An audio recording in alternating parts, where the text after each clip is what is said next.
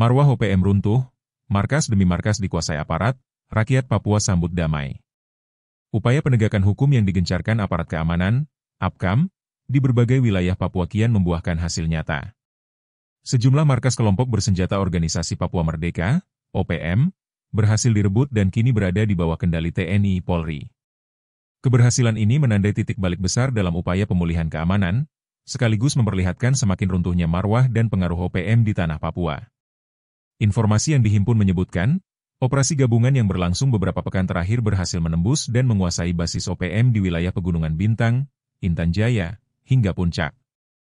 Salah satu markas utama di Kampung Soanggama kini telah dijadikan pos taktis TNI guna menjamin stabilitas dan perlindungan bagi masyarakat sekitar. Dan Satgas Media Koops Habema, Letkol Infanteri Iwan Dwi Prihartono, menegaskan bahwa lokasi tersebut selama ini digunakan kelompok OPM sebagai pusat perencanaan serangan terhadap aparat dan warga sipil. Kami menetapkan salah satu pos OPM di wilayah Soanggama sebagai pos taktis TNI.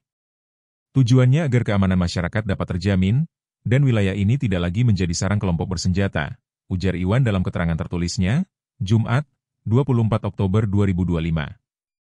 Pasca dikuasainya markas-markas strategis, sebagian besar anggota OPM dilaporkan kehilangan arah dan tempat berlindung.